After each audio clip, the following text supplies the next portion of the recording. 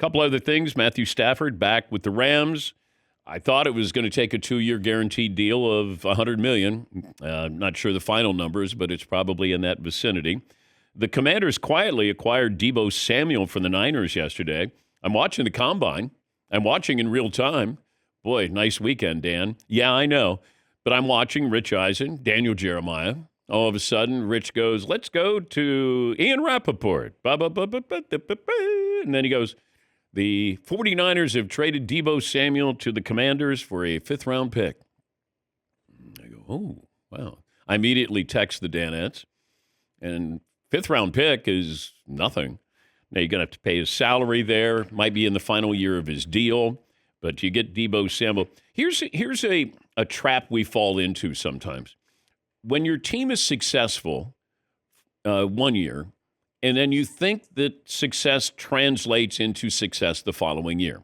Now, what I'm getting at is the Commanders were a wonderful story. Went to the NFC title game. Didn't they win 5, 6, 7 games in the final play? Final 30 seconds? That is not sustainable in the NFL. And I know it's not in vogue to say, will the Commanders take a step back? Now, I looked at the Texans cooled off from 1 year to the next. Now, they're in a bad division. The Commanders don't have that luxury. But I think they won maybe 6 or 7 games on the last play or the final 30 seconds. If you win 3 of those, that's probably a monumental feat. What I'm saying is the Commanders were very fortunate last year. Great story, but they were fortunate. Jaden Daniels was great. They held on, fluke play against the Bears. Like they had things that fell for them. It doesn't always happen that way. And this is where I think that they have to get better. I didn't think they were a great team. I thought they were a great story. And I'm curious what their over-under will be for next year. It might be 10 wins. But now, you can say a lot about a team that is able to win those games. I don't want to be in those situations. Like, I'd rather have a quarterback where you go, how many fourth-quarter comebacks did he have? Not that many, because he didn't need to.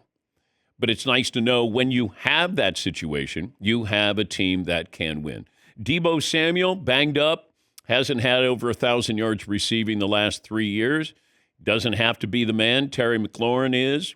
Jaden Daniels, give you another toy to play with. And Cliff Kingsbury's offense, good. If he stays healthy, that's a big, big pickup for them.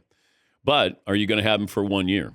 Are you going to want to extend him? And I think he might be getting $20 million. So you always got to play the salary cap game of, and now the Niners have gotten to the point where we've spoken about this. You have a window of opportunity. What is their window of opportunity now? Because the NFC West isn't great, but it's not bad. It's competitive. And I don't think it's a foregone conclusion that you look at the Niners. Like, to me, the Rams, they're young. Stafford's back. I mean, I love what they're doing right now. You got Puka Nacua there. But, you start to look at these windows like the Lions. Window of opportunity. And we always go, oh, well, wait till next year. Okay. And then we said that about the 49ers. Well, hey, they've got a lot of time. Well, now you got to pay. Now you got to pay your quarterback. And, the casualties as a result. This happens to teams all the time. Happened to Seattle when they lucked into Russell Wilson.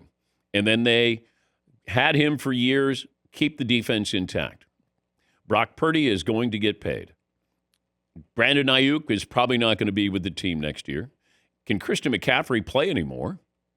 Trent Williams, you got 1 more year there?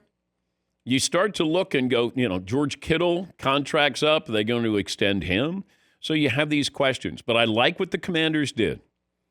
Be aggressive. And if I'm the Commanders, I'm all in on Myles Garrett. All in. Let's go. Because you know who is lurking for Myles Garrett? The Philadelphia Eagles.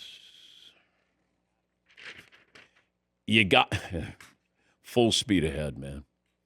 Once again, the window of opportunity, go for it. Go for it. Trade draft picks. That's potential. I can get that guy right there. You're trading the 30th pick. So what? Go all in. Because if you don't get him, maybe Detroit gets him, and then you're going to see him in the playoffs.